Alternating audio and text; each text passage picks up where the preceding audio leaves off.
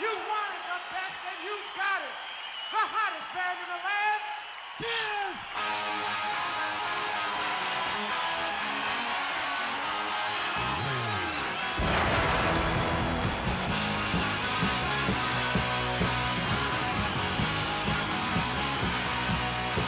Good evening and welcome to another edition of Watching You. I'm Jeff Scott in St. John, New Brunswick, and joining me in Stewiacke, Nova Scotia, as always, the one, the only. Cool Uncle Jeff. Oh yeah, cool Uncle Jeff. See?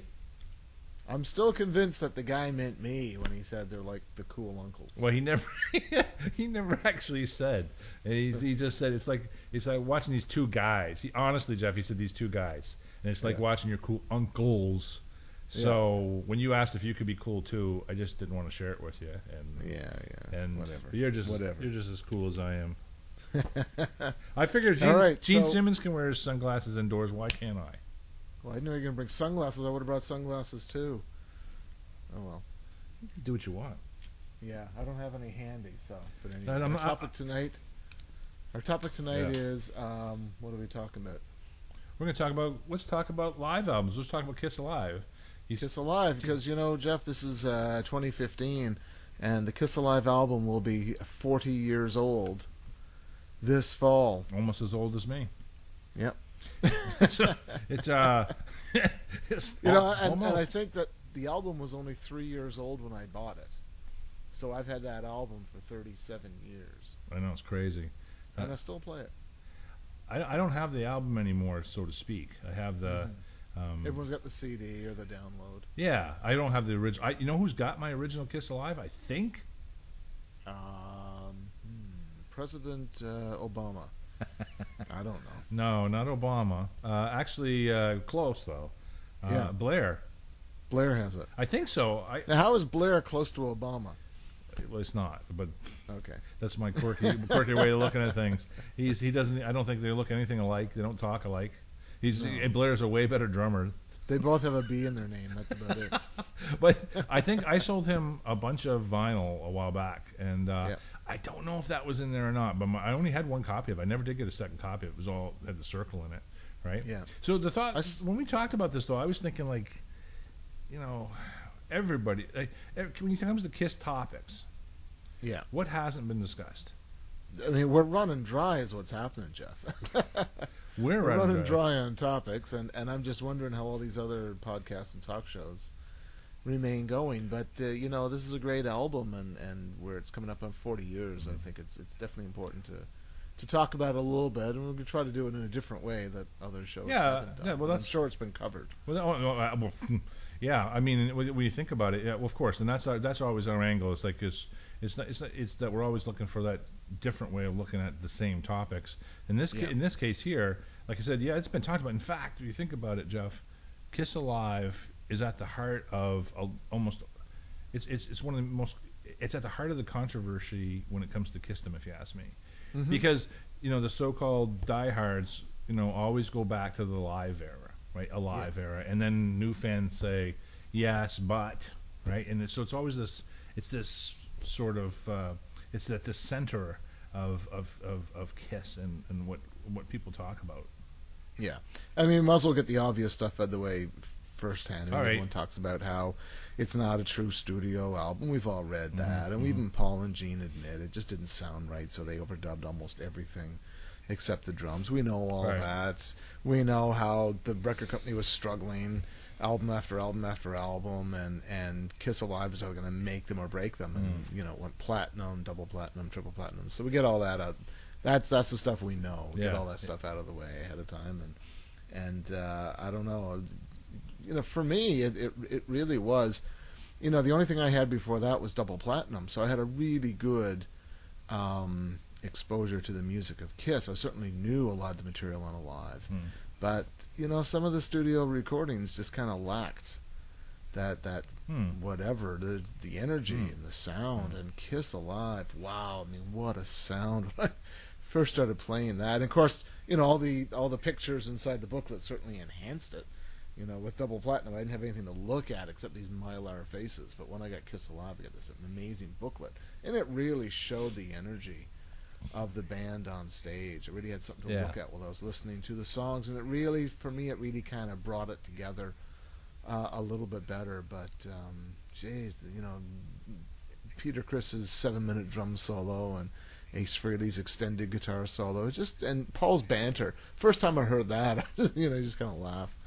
But it really is cool. It's the quintessential Kiss experience. Well, somebody knew what they were doing when they put that album together.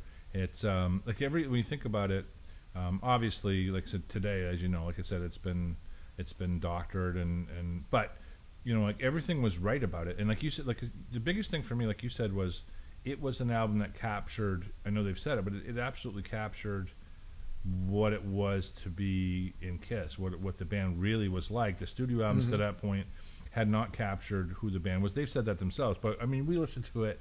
Like I've told you before, like I started with Kiss Alive. That was my first album. So to go back to the other albums was really strange, because it was, you know, it didn't have anywhere near the same energy or impact on me as that particular album did. But even the banter then was really they knew what they were doing then. It was cool banter. It was different than what you would have heard live from any other band. Ace's, like, what I don't really care whether or not it was doctored or not. I still like the tone and the brilliance of the guitar leads that Ace Frehley had on that album. Even if they were done in the studio, I don't care. Those were. It doesn't matter. It's still Ace Frehley's guitar, and it was amazing tone. Why the why the studio albums don't sound like that, I don't know. One time I was playing around with a wah pedal, and I just kind of rocked the wah pedal into just a certain spot. A lot of guitarists do that. Frank Zappa was known for doing that. Just find the sweet spot.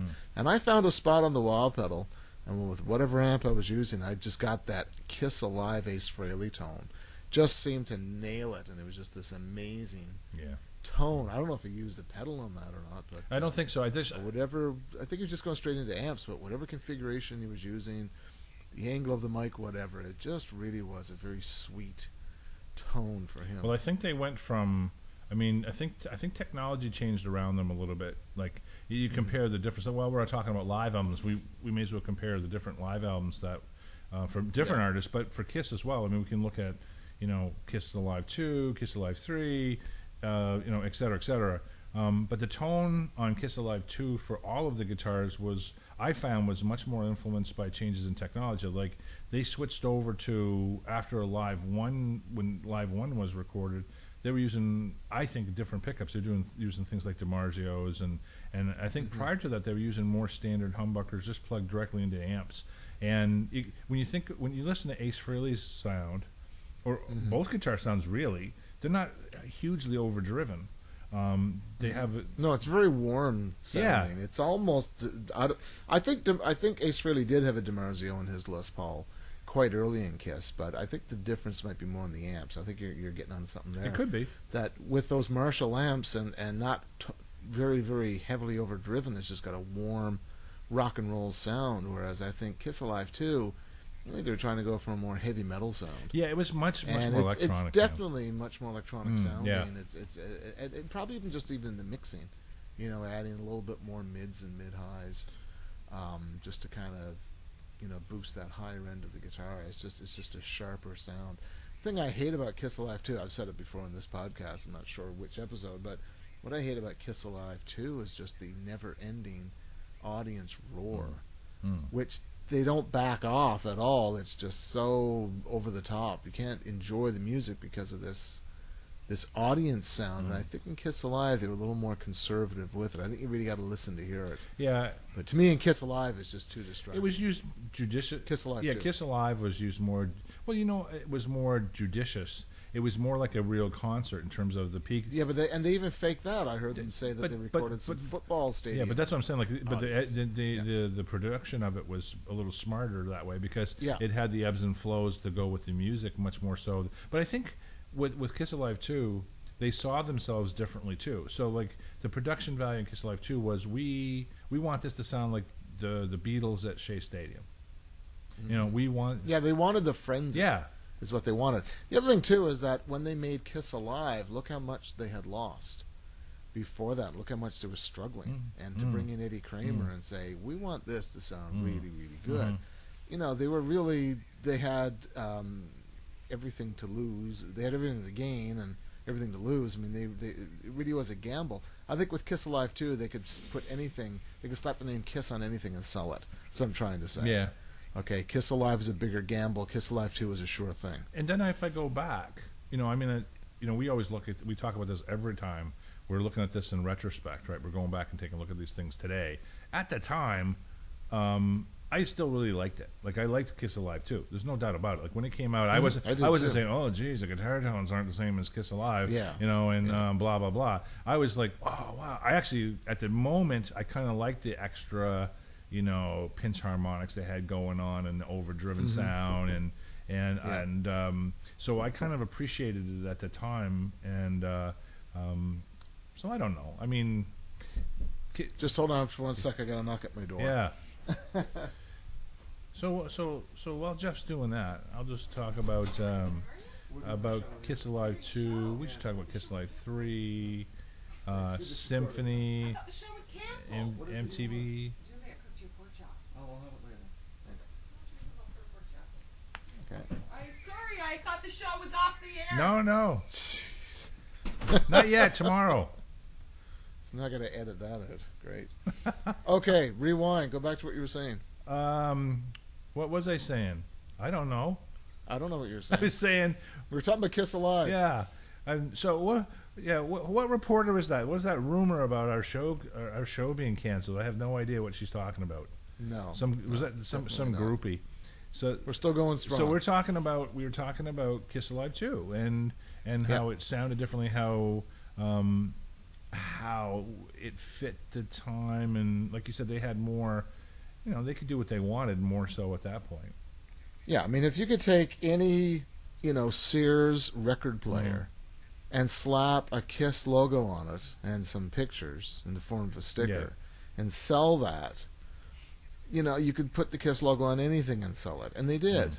And I don't think they had to put as much work into, you know, and we've read that, you know, things like Hard Luck Woman and Tomorrow and Tonight were not even recorded live. They just took some stuff from the studio, added some new vocals, and slapped on the audience sound, and there it was. That's what I've heard. I don't. Yeah, well, there's no. And they didn't have enough material to make 4 sides like they did on Kiss. They took some studio outtakes, which were great tracks, wonderful stuff like Rocket Ride and. Yeah, I don't know. Did you hear those? Just a little while ago, there was the outtakes from Kiss Alive 2 that it was like different. It was different mix of Kiss Alive 2 or different cuts from Kiss Alive 2. I got them, but there was also some songs there were some songs that I don't believe they didn't have enough material. I mean, they certainly could have found an extra side of live material if they chose to. They could have, but the other thing I was thinking was that when they made Kiss Alive, they had those 3 albums, and that was their repertoire. And I think when they were on tour post Destroyer. They were still throwing in a lot of material from the first 3 albums, like Strutter and Deuce, 100,000 Years, Parasite, whatever. Right. So I think when they sat down to make a live album, they said, you know what, we didn't go on tour and do material just from those 3 albums, Destroyer, Hotter Than Hell, Destroyer, Rock and Roll Over Love Gun. We were still doing stuff from the originals, and I think they didn't have the material to make the same kind of album they did with Kiss Alive. Yeah, that's the way I saw it, unless they're going to throw in Black Diamond again. Right. You know, you saw this on Alive 3. You saw things like Watchin' You and Deuce. Yeah, Deuce was on there. On Alive 3. And I said, well, that's refreshing to see some older material pop up on there. Yeah, and I think, you know what, I think you're exactly right the more I think about it, because would they have had enough material, because they would have had, what, Rock and Roll Over... no, they would have had Destroyer, Rock and Roll Over, and Love Gun. Those have been the 3 albums that came out, That's right. But going on stage, they were probably still throwing in some material from the first 3 albums. And they didn't want to redo that stuff. Yeah. You know, Kiss are masters at regurgitating old material, but in the 1977, they wanted a package that had all new. Yeah, because they would have needed like 15 tunes to do that, 15 or 16 tunes if they had some extended versions in there. You know, so. But getting back to Alive. Yeah. What's your highlights on Alive? Oh my God, the whole thing. Just so many memories of that album. I mean, honestly, that's a really good question, Jeff. if I could pick one 1 minute soundbite that represents Kiss for me, and if I had to listen to one soundbite over and over again, that's all I got, and only 1 minute. Okay, I'm thinking of mine. Awesome. Mine is the first minute of Deuce, including the crowd coming in, J.R. Smalling doing the intro, and then them kicking in, and Gene kicking into the first verse. That would be it. Cool. What about you? What about you? I was going to say parts of 100,000 Years, but I think for me what really gets me a frenzy is Let Me Go Rock and Roll, after they've come out of the bass solo. Yeah. And then it comes in really, really hot with some rhythm guitar, and then the lead outro. I just love that moment. And I just know that's the moment when all the confetti is going, and I can just imagine it on stage. But I think, I agree with you. That's magic, the introduction and the explosion and the frenzy. I mean, there's so many great moments. When I think of Kiss Alive, we may have talked about it before, but as we're talking about it right now, I'm laying in my bedroom as a 16-year-old, 17-year-old in Yarmouth, Nova Scotia, in the farmhouse, upstairs on the second floor, record player dropping side one first, and then and pitch dark, second side dropping down. Of course, now it's out of sequence now, so it's probably side 3, 1, 3, right? But I can see, but those things all come back to me playing, putting the speakers up in the windows. We used to have a big garden up behind the house, and blasting Kiss Alive while I was up weeding with my mother up in the garden, the vegetable garden, and her singing Parasite. She was singing along. Parasite lady. So uncool as you could possibly get. Parasite. I like Parasite, she said. Yeah. But any moments on Kiss Alive you don't like? Nope. No? There's nothing on that album I don't like. If you do you have something like that? Because if as you're talking about it, I might think of something. I can't think of. Well, just songs that I would probably skip over if I was just in the car and had it running on the CD. And "Come On and Love Me" was never one of my favorite songs. I mean, I like it. I don't know if I'd skip over or not, but it's just not a moment that I like. I just found the drum solo was impressive when I was a kid, because I thought, wow, we timed it. Is it a 12-minute or 7-minute drum solo? And we thought, like, how do you play the drums that long with that kind of frenzy? And we were all, because me and my buddies were all drummers. Yeah. And we were all impressed with that. We thought, how the hell do you pull that off? But now it's like anything. It's like Moby Dick. If I'm listening to Zeppelin while I'm out cycling or something, right? You hit Moby Dick, and I was like, oh God, how long do I have to listen to this drum solo? Drum solos just don't impress me a whole lot. And it's just a little bit too long, But I'm sure live it worked, because it gave the band a break. It gave the audience something to look at. It's different when it's a live experience. And then Paul comes in. What's really cool is when Paul comes back and works the audience into a bit of frenzy with his banter. That's really, really cool. And then you come back into 100,000 Years. 100,000 Years is one of my favorite tracks on the album, but the drum solo it just loses me. It's a little after a while. I would say if I go back to that time, I would say that would be the point where I started to get a little bit bored in the middle of that drum solo. But then it starts to as he starts to mix it up, it gets really cool. But you're right. There's about a 2-minute stretch in there where you could probably zip it out of there, and that I would probably that third side of the album was the side of the album that I didn't listen to as much. Like I found it sort of darker for some reason than the rest of the album. I found Watching You it's one. See, that's one of my favorite sides, just for those really? 3 songs. Yeah, so to me now it wasn't. Watching You, Black Diamond, and 100,000 Years. Don't get me wrong. I'm comparing them to the other sides. I'm thinking that for some reason, like when Watching You came in, it seemed to be also a little bit of a different. I don't know. Maybe it's because it started with Paul's guitar by itself. It was a little thin to start with, but I love it now. Don't get me wrong. I mean, it's like in 100,000 Years. I don't know. Maybe it's just a little bit. Maybe it's because I was half asleep, because that's when that album clicked off on my record player. It's like I don't know. But it's Come On and Love Me. See, the thing is about Come On and Love Me. What I really love about the live version of that is the explosiveness of it. when they started, right? And it's just, you can really hear that when you really think of that was one of those moments in the concert where they used the pyrotechnics and and the explosions. When they go bam bam bam bam bam, boom, boom, when Ace kicks in it with them, and there's this big percussive moments in it. But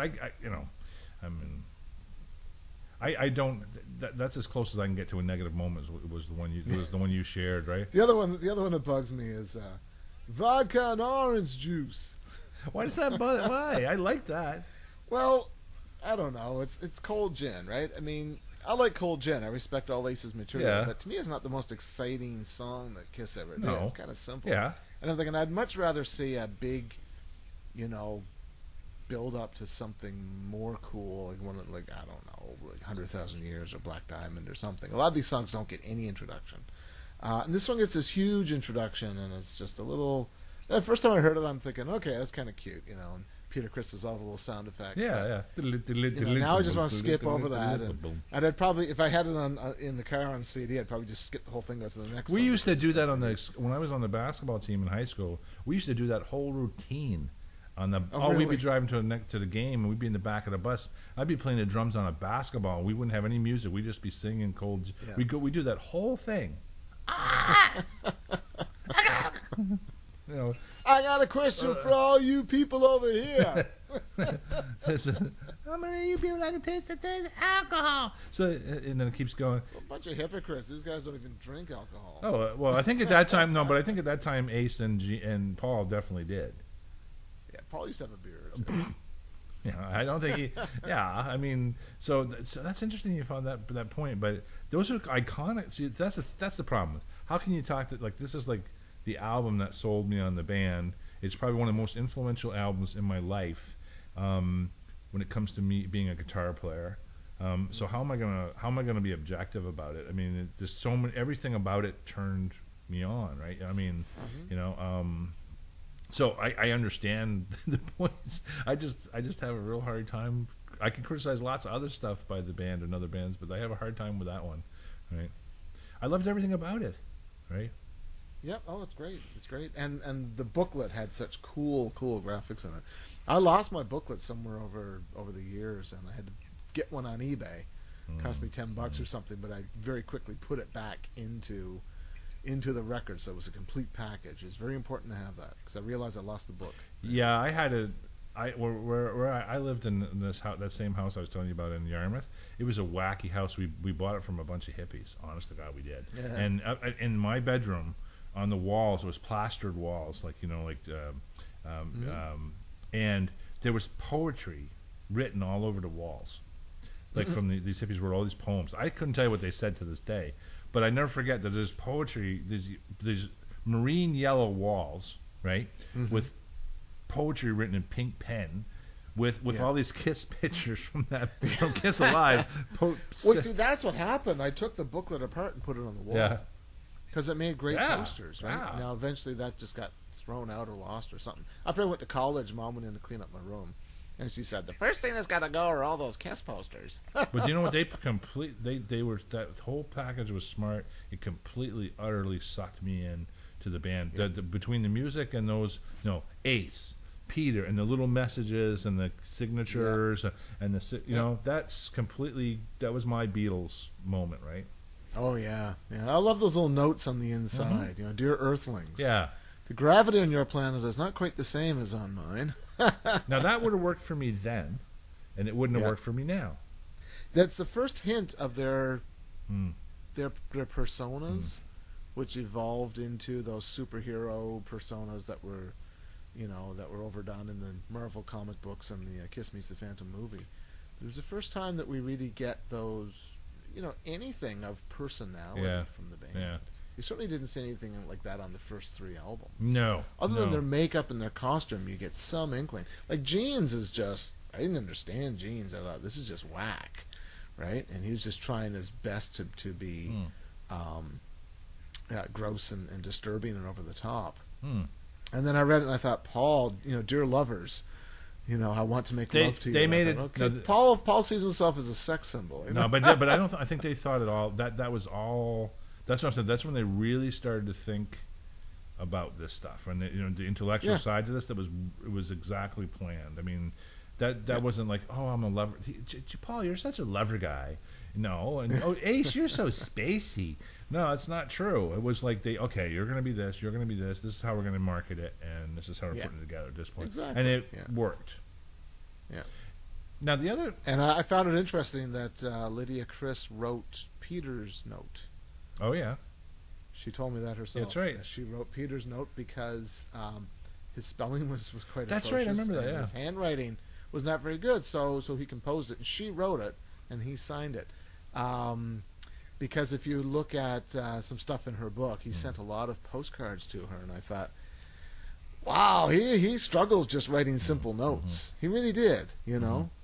He struggled with just basic English, and the note certainly doesn't show that on the Alive album. So that was yep, she wrote that. That's right. I remember that was in episode 10, the Lydia Chris interview by Jeff Scott.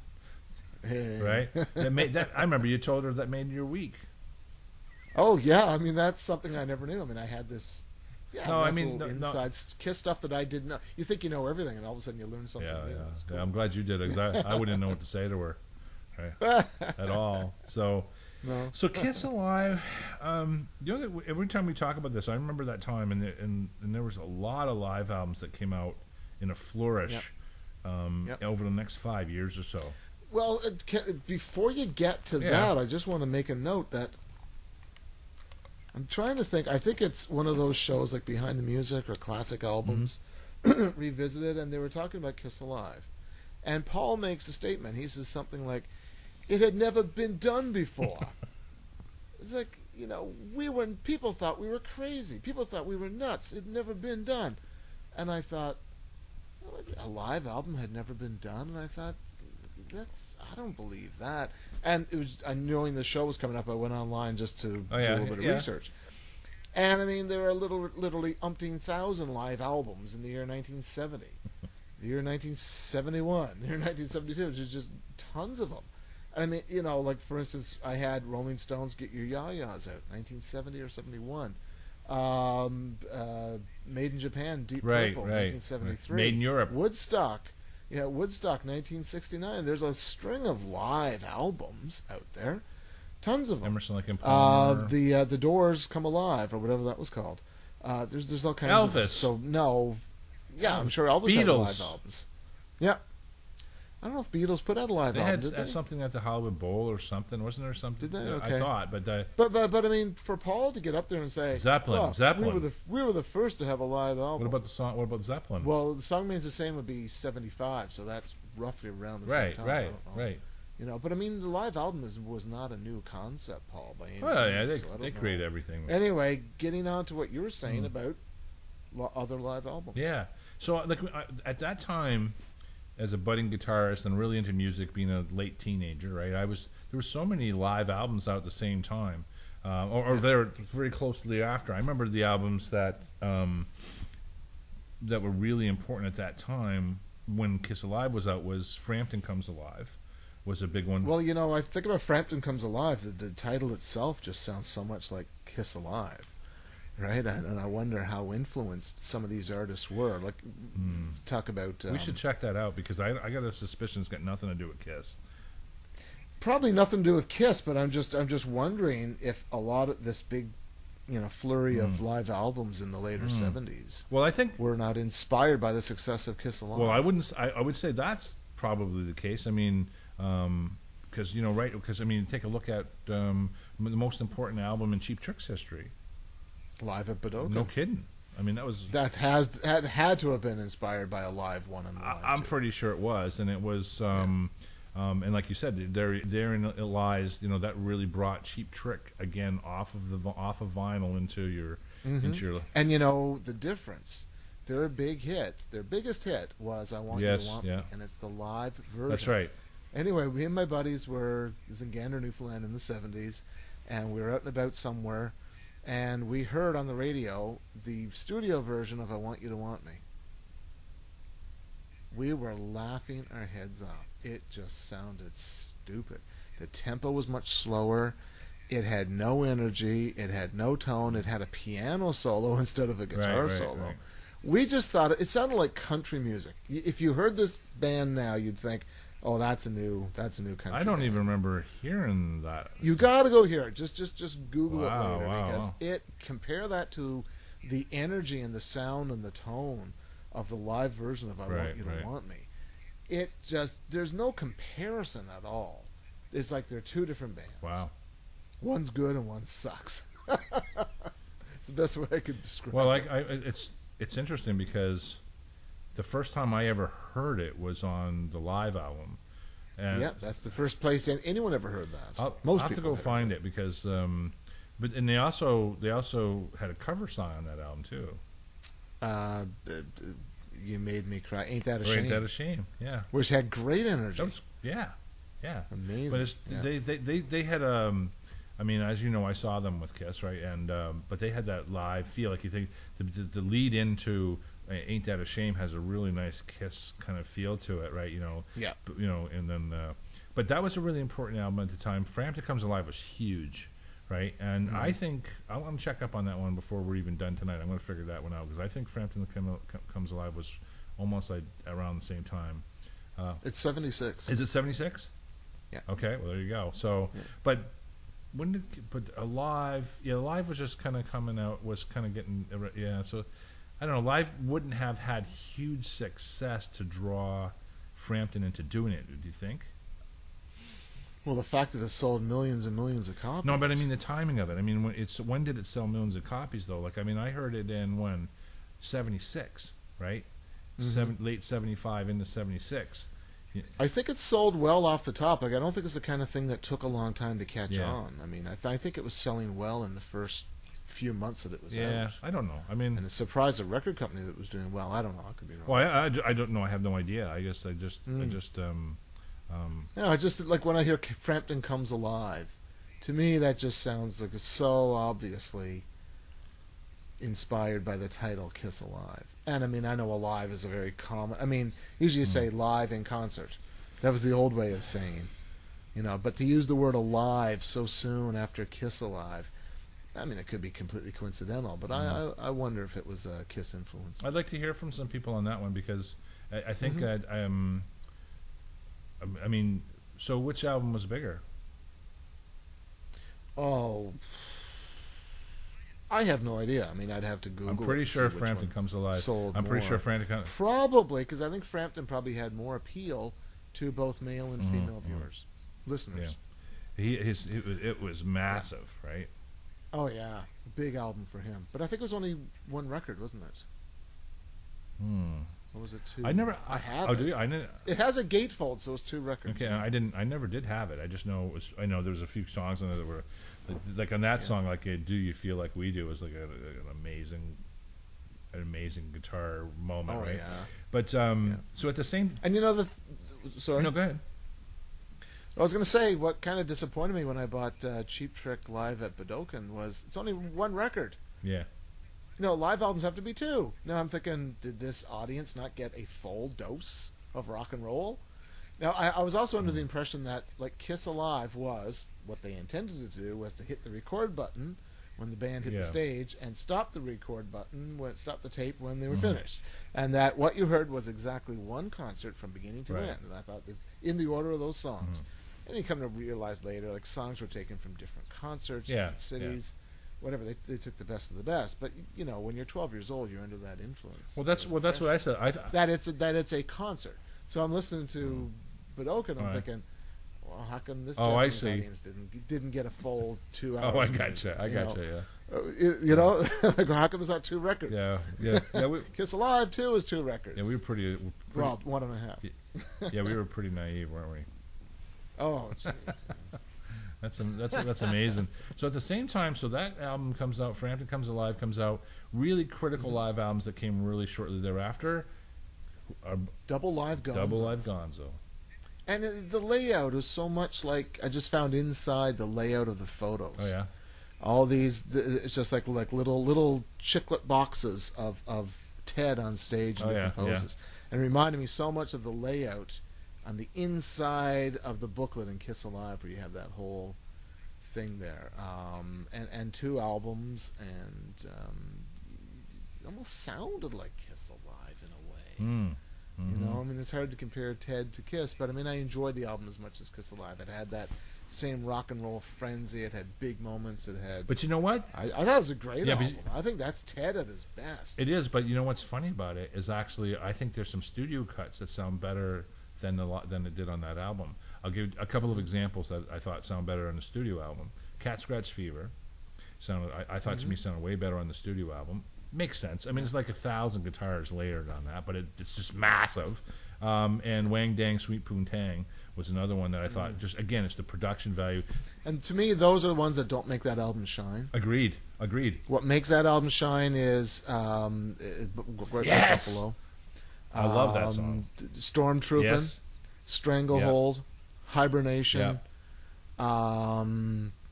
Just What the Doctor Ordered. Yeah. Just anything that gets into a good long Motor City Madhouse. Yeah, just good long feedbacky.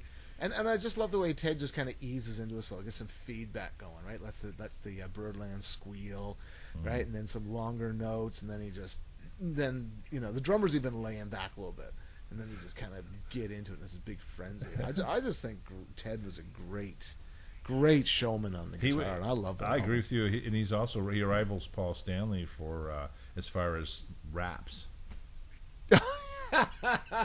You bet your ass. We're gonna get it right. Oh yeah, baby. No, never going to be. Pussy, No one not going to give me the mellow now. Anyone who wants to get mellow, turn around, get the fuck out of here. Yeah. Who wants to be mellow? Oh yeah, who wants to get mellow? Oh, I just laughed at Ted. And you see, I think some of that was maybe inspired by what Paul was doing on Kiss Alive. Boy, I mean, Ted is nuts. Ted is. I don't. I think Kiss fans overestimate how big Kiss was to everything, and certainly to Jeff. That's why we do this. I know because we overestimate it, right? But I don't think Ted Nugent was, all that inspired by, I think he didn't. I'm going to do raps because Paul Stanley does raps. I don't think that ever crossed his mind. I think he always was insane when he was on stage, but that was but that album came out a little bit later. Oh, another one that came out was Aerosmith. Yeah. Aerosmith, Double Live Bootleg. Never heard that one.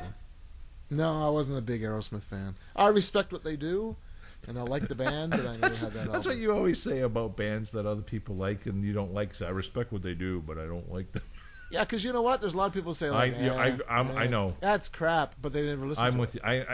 I really respect Aerosmith. I just wasn't a fan at the time. But that's got some old. I tell you, you want to listen to old Air. There's a couple songs on that album. But anyway, the point being, that was right in that same time as Kiss Alive 2. Again, live album, big deal, right? Yeah. And there's a couple of old tracks on there. They were playing a club somewhere, old blues stuff when they first got together, like a song called I Ain't Got You and Mother Popcorn. And you can tell like they're in a bar, and just one amp, drum set, Steve Tyler, great guitar playing.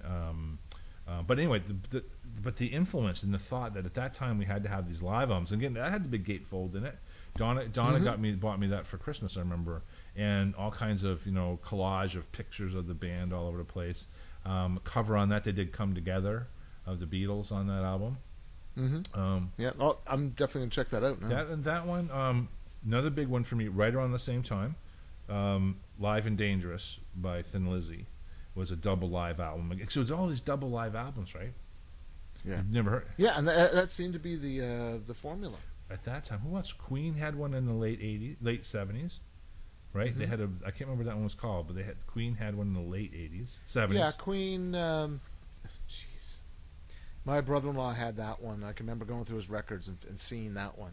I remember taking that one out and playing it. I can still picture the artwork on it, the photos. And then can't think of what it was called. Rush, All the World's a Stage. Yes, right? Was that big album. That was around the same time as Kiss Alive. That definitely wasn't influenced by Kiss Alive. Who else? Yep. Who else had one? Shoot! I mean, what rock band didn't put out a live album at some point? That's a good. Like they all did. I mean, like I say, there were bands doing it before Kiss Alive. The Rolling Stones. Yeah. And Deep Purple. Deep Purple had lots. Eagles. I think they had a live album. Alice Cooper. was another one. He had a live album in the 70s as well, late 70s. Yeah. You know, talking about live albums, Frank Zappa. I'm a huge Zappa fan. And there's a lot of his albums that are live albums, and you don't really know they're live because they don't start off with that audience frenzy. They don't have that. They'll start right into the music. The other thing that Zappa was doing a lot of was he'd write material just to go on the road. And he'd do all this original material. People would go into to his shows, and they weren't getting the best of Zappa. Right. They were getting a whole new kind of a thing. And like Shake Your Booty. That's not a studio album. That's a live album. That's all done in front of an audience. Tinseltown Rebellion. And this is stuff that people had never heard before. And to me, I mean, he'd take all that stuff and he'd go in and he'd just mix the shit out of it. And I'm sure he added a lot of overdubs. You'd think they were studio albums, but they're not. They're live. So I really like the way that Frank took live performance and packaged it in a different way. Yeah, he was in a different level. There's no question about it. Oh yeah, you can't compare him to like Kiss. No, he was musically at a different place. Some other ones that came. I remember listening to these albums at the same time. We were big into live albums when Kiss Alive 2 was out. Bob Seger and the Silver Bullet Band had a big. Yes, I had that one. That double live one. Yeah, that was not. I'll tell you some I didn't care for. Foghat. The song remains the same. Oh yeah, by Zeppelin. I thought that didn't have a good sound at all. They were pretty self-indulgent live. I would much rather hear Zeppelin in the studio because I agree. Zeppelin were a studio band and they knew how to get the most out of layering guitars, adding keyboards, that amazing drum sound. And then live, it's just, okay, we got to get out there and we got to do hard rock and roll with just electric guitar, drums, and bass. Yeah. And they played it well, but to me it's not the same. To me, a Led Zeppelin experience is the album. Yeah, but when they played, they were old school live.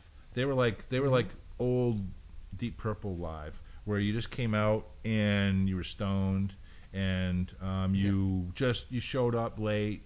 You came out on the stage and you walked around and you ting ting ting ting ting. You talked to each other and you ignored the audience.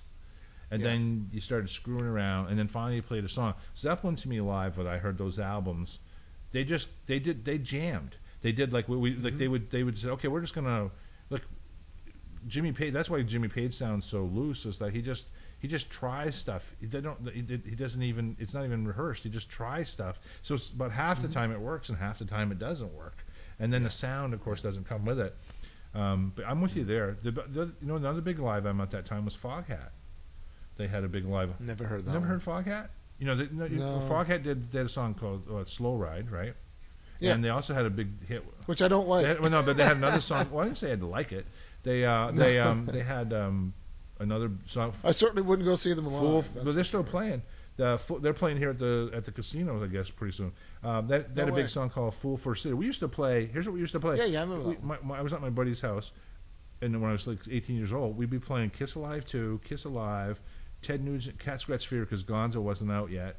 We'd be playing Bob Seger. He used to only play like 2 tracks off of each one of these. Bob Seger's that live one. Foghat, "Fool for the City." He wouldn't play anything else on that album. He'd play "Closer to the Heart" and "Farewell to Kings" off of Rush's "Farewell to Kings" album, and that was it. And he could play those over and over again. Right? Oh, next record. Yeah, the other one that was a big impact was Max Webster had a really good live album out in the late 70s called "Live Magnetic Air." That's Kim Mitchell's group, right? Yep, Kim Mitchell. I bought a live album sometime in the early mid 80s. It was Triumph live. Oh yeah. And man, it just sounded awful, and I thought it was just, I couldn't put my finger on what it was, but I thought I don't have a whole lot of Triumph albums, so I like Triumph and I respect what they do, and I think Rick Emmett is great. Yeah. So I bought this. It has all the hits on it. I just couldn't listen to it. It just had a terrible sound. I just didn't care for it. Pink Floyd didn't really dabble a whole lot with live. Go back to Triumph though, because if you go pull up some of those late 70s concerts, though, on YouTube of Triumph, and you'll love them. Oh, okay. Yeah, but that live album they made, whenever it was, like 80. Yeah, they got 3 or 84. They started to get a little more produced, and that was just before they broke up too. But the earlier live performances, just the 3 of them playing live, and some really amazing live performances on YouTube, but not in not in an album. Check it out. Yeah. Sorry, I didn't want you to lose Triumph there, because that was a big band for me at the time too. Yeah. Pink Floyd did one called Ummagumma. Oh yeah. And it wasn't anything like. I mean, you probably couldn't really tell it was live because there wasn't a whole lot of that audience frenzy. But they did a bunch of hits, and then second album was kind of like Kiss Alive too. They just did a whole bunch of studio stuff. So it was a combination of live and studio stuff. But they didn't really do the live thing until in the '80s, after they'd broke up and lost Roger Waters, and they even put out a couple more studio albums and decided to do Delicate Sound of Thunder, which is a big live album for them. Which sounded good. It had a good. I was listening to it the other day. It has a good sound to it.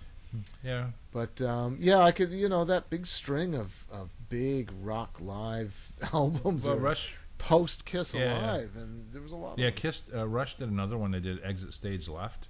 That's what I was thinking. They did. That was the one. That was like late '70s, late '70s. I'll say that.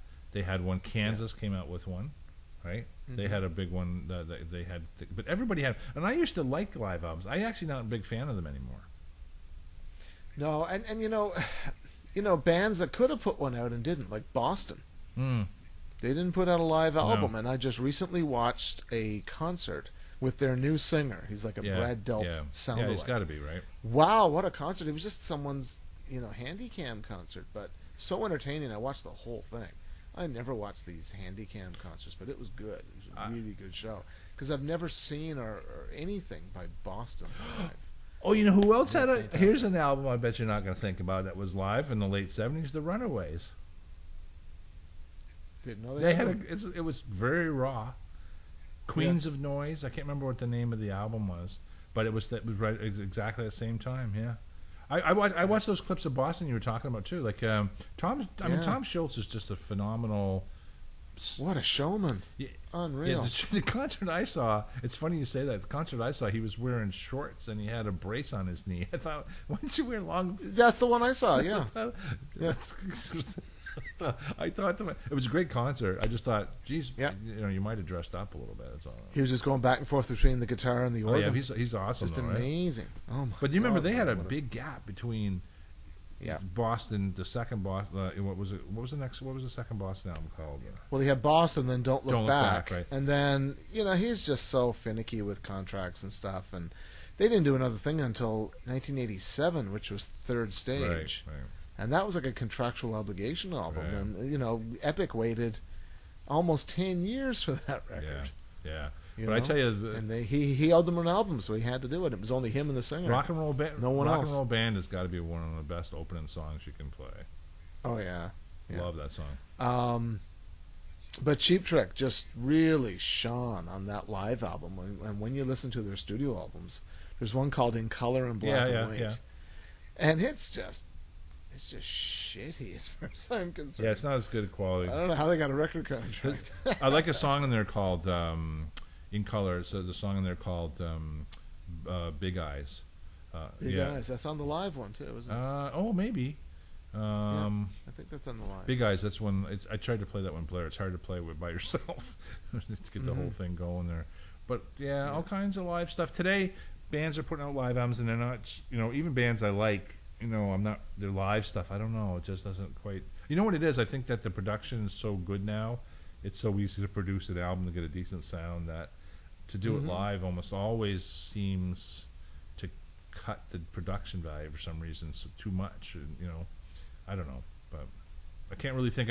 And a lot of bands are just recording live stuff for posterity, or like years down the road. Oh, let's go into the vault and see what we can find. I mean, you take Kiss for instance. I was so happy when they put out that album called "You Wanted the Best." Oh yeah. And we got 3 live tracks that were never heard before: "Room Service," "Two-Timer," and "Let Me Know." I thought, wow, they're so cool. Now, were they live? They really were cool tracks. And were they live? I don't know. I don't know either. I just wondered that. You know what? When we were talking, it certainly had the sound of live because they were They were faster than the studio versions. Yeah. I'm assuming they were recorded live just because they said they were recorded live. There may have been overdubs. They may have added some audience sound to it, but doesn't matter. I still enjoyed those. They were definitely. I just love. They were definitely though, like twice as heavy as everything else that Kiss was doing at the time. Like the way it sounded, like it had a much heavier sound than I expected. Like Room Service was, you know, I liked that it. was I heavy, liked wasn't it. it? But I liked it, but it was just really heavy sounding, right? Then I thought, okay, that might have been recorded, you know, any time between Dress to Kill and Destroyer, and I'm thinking that could have been on a live, but would it suit a live? Because it's fast and heavy, and I don't know. Well, that's it. It was that doesn't sound like a live. No, it's definitely something drastically different in terms of either the sound that they were using live or the way it was produced. Just very heavy. Much. I liked it. I liked it because it was different. Because you know, I don't have any problem. And it's fast. It's faster than the studio album. I liked it. And it's got some good energy. What did you think of? What did you think of Symphony? Did you listen to much of Symphony? Kiss Symphony? You know, I think we mentioned this one time before. I don't know if it was just chatting or if it was in a show, but Symphony is one of those things that was so great at the time. And you bought the video. No, you bought the CD, and I bought the video, and just really, really enjoyed it. But geez, have I played that in the last 10 years? Nope. Actually, it doesn't. It was one. That was one where they definitely were following a trend at that point, right? So that was the big thing with Kiss. Like whenever Kiss leads the trend, they're great. When they follow, they're not as great. And they definitely were chasing bands like Metallica, who had done the symphony with. They had done a concert with the San Francisco Philharmonic, and it was called S&M, which barely worked. If you had to be a Metallica fan to start with, I know you're not, but but it barely worked. It was really strange. But when I listened to what I liked about Kiss Symphony, the symphony one, at first, I just liked the regular songs, but I never ever really liked the symphony with them. I don't think it ever fit. No, but you got a whole album of live stuff before the symphony comes out. And I kind of like that. And it's great for Kiss fans. We've got, and you know, at the time, DVD. Now we've got a really good pro shot DVD of a Kiss concert that we can sit down and watch. Makes you wonder. And, you know what? Even though it wasn't, you know, Ace Frehley, it was still a good Kiss concert. To it makes me wonder. You know, when I think as we're talking about this right now, I wonder if these live albums would ever have occurred if YouTube had been around at the time. Because really, do you really need a live album now? You can see. I mean, I don't need. Yeah, because you could see Kiss live. You know, people be shooting. Oh my God! I mean, and you can see full length videos. You can see not just clips. You can get like I wanted. I'm a Slipknot fan, and I just went on there yesterday. I said Slipknot 2015 full length high def video already there, right? So would I go buy a CD? You know, internet and YouTube and all that stuff has completely changed the entire face of the music industry. Well, the other you can't even compare today to 1975. I mean, when I got my Kiss Alive album, you know, I was just so happy to see pictures of the band. And as I'm listening to it, I'm trying to picture them on stage. Right. I mean, today you don't have to imagine anything. Right. I think it's kind of sad in the fact that people don't have an imagination anymore, because you want to see what anything looks like, YouTube it, and it's probably there. Yeah. So you know, YouTube is the destruction of imagination as far as I'm concerned. Well, the thing is, that's wow. I mean, and you're talking here you're talking to a guy who's got like 80 videos on YouTube playing music, and we get a show with 25 shows on YouTube, and we're screwing with people. Oh man, it's but I love YouTube actually, but for certain. But you know, the whole internet itself is the destruction of curiosity. Well, I think it fosters curiosity, but you can find any fact. It just makes it easy. It destroys wonder. Yeah. Because you don't wonder about things anymore. You're right. Just Google the answer. I can't disagree with that one little bit. Back in those days, you used to wonder about Well, things. here you go. Because if you... No, you're right. And there's that mystery that's never there anymore. It's like we talked about this before in our different shows. But because of YouTube... Like, Kiss Alive wouldn't have done what it did for Kiss if YouTube had existed. Because if YouTube existed, people would have already seen live shows. They would, you know what I mean? So the Kiss Alive, the album... Now, mind, they would have looked at Kiss Alive and said... That's not live, because that doesn't sound like the vid. Because I dare anybody to go find even some old video of Kiss playing 1975, 1976, 1977, and find it where it sounds anywhere near as good as Kiss Alive.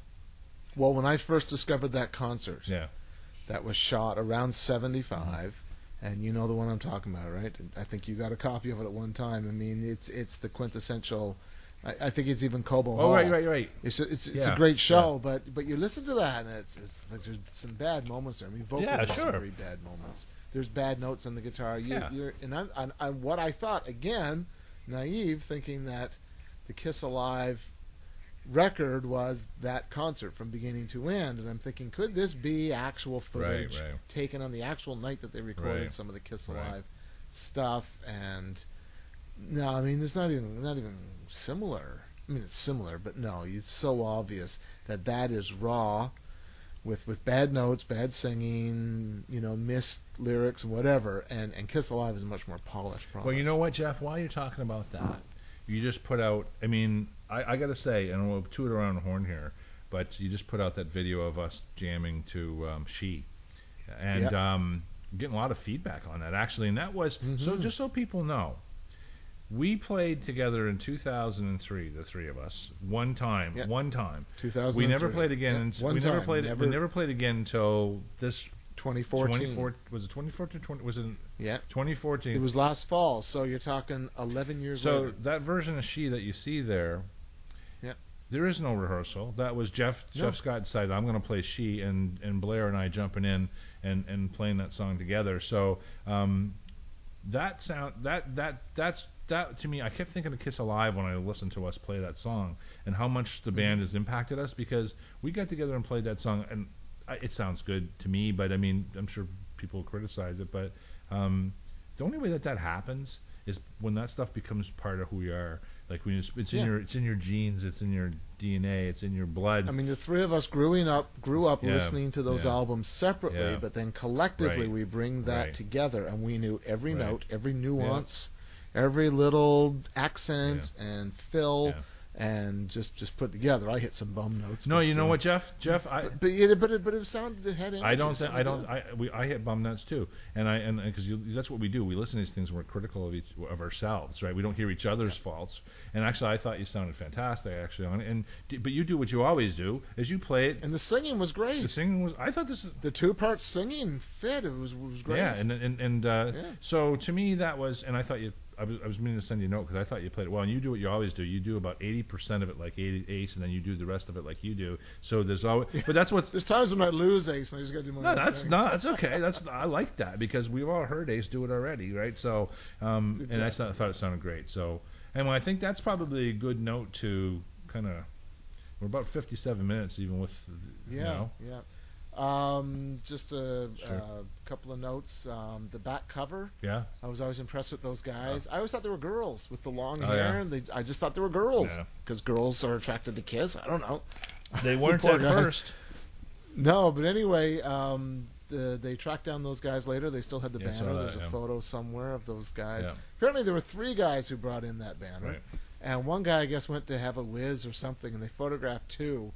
And the third guy must have just been hell bent after that. I mean, that photo is just so iconic, iconic, and those guys have been immortalized. I see with their homemade banner. They showed a picture on. I think I saw it on. Somebody shared a picture. They had it on 3 sides of the coin. The picture of the same guys in the same shot, only today. Yeah. Right. Yeah. I got 2 minutes on my camera left, just so you know. We can stop and keep going, but I just want to let you know that. So. Yeah, well, I think we're done with this topic. If you're done, I think we are done with the live. Let's get. I want to float something by you. Okay. I think we should stop the show. You want to stop the show? I think we should stop the show on this. I think that. So this is I think this should be our farewell, Jeff. The farewell show. I think it should be. Okay, Jeff? No, I'm just talking out loud. You can edit this if you want, but I think it's prophetic. I think that with Kiss Alive that maybe we should, but. What do you think? I don't know. If this is our last show, then that's it. It's been a great run. We had some fun, but maybe we could do some more in the future. I don't know. Okay, so let's not make a decision on it today. So no. I just that woman in the background got me thinking about it. Somebody said something early in the show that got me thinking about it. So I said, we'll always find. I let her in on the fact that we've kind of pondered the idea of letting the show. Listen, as long as it's fun, we'll just do it when we want to do it, when we can do it. So I'm going to tag She at the end of this video. Awesome. So people, if they haven't seen it, they'll get a chance Excellent. to see She. with Jeff Blair and Jeff, the East Coast Kiss tribute.